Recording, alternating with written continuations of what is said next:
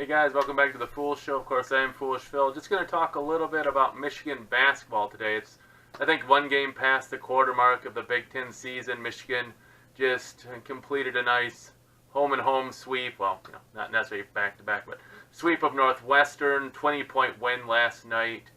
The big story out of it, like John Teske had 17 points and double-digit rebounds, 2 double-doubles in a row. He had 17 points in the first half. He had no points in the second. And of course, Xavier Simpson, 24 points, 5 of 10 on three-pointers, 4 assists, 0 turnovers. Those were definitely the big stars of the game. And just looking at the quarter mark of the season, of the Big Ten season, Michigan sits at 17-0. Obviously, I don't think they're going to go undefeated. I think the Big Ten's too difficult for that. But like, what do we really take from this team? Part of me has trouble totally buying into the team. I don't know if that's a side effect of Michigan football, that I'm just kind of like waiting for them to not play well in a big game. But of course, they're undefeated. Every test they've had, they've won so far this basketball season. Obviously, the only loss they had in the last 31, 32, whatever games it is the national title game to Villanova. So it's kind of hard why I'm not so buying into it. I just watch us and I'm just thinking they don't look like the number 2 team in the country. Am I being too picky? Am I just not willing to go all in on them? I mean, they're still my team. They're still the team I'm going to root for. I watch pretty much every game I can. But it just seems like they just don't seem dominant. Maybe they just don't have the fanfare, the media love. Like Duke, man. ESPN just is into the total worship of Duke, and Dick Vitale was even when they're down by 15 points versus Florida State, just praising Duke wow, look at that missed shot, what a great shot, and only Duke can miss a shot like that.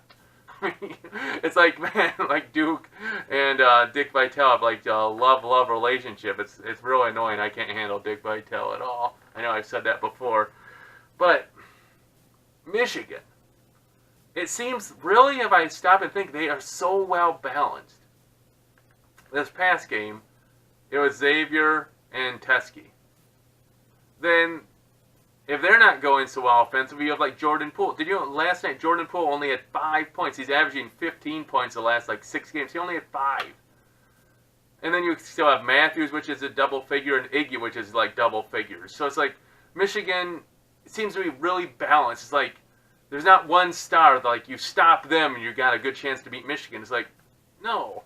And they have balance, and I have to say this too, Michigan isn't just a 3-point shooting team anymore.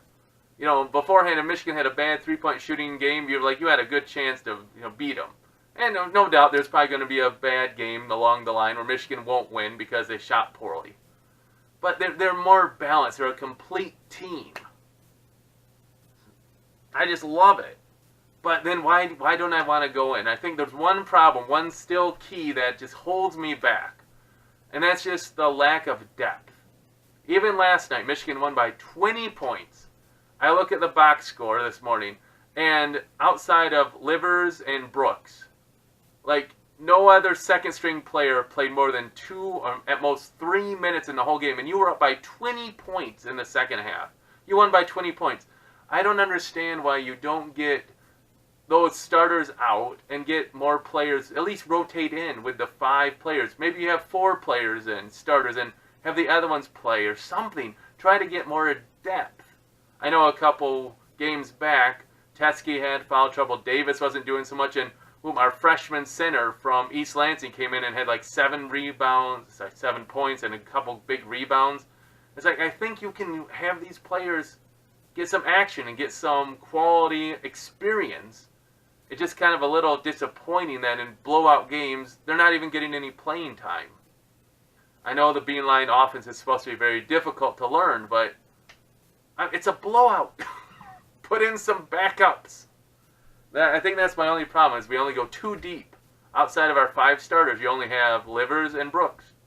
No one else is trusted to play any significant minutes. And it makes me worry slightly about that as we get deeper and deeper into the Big Ten season.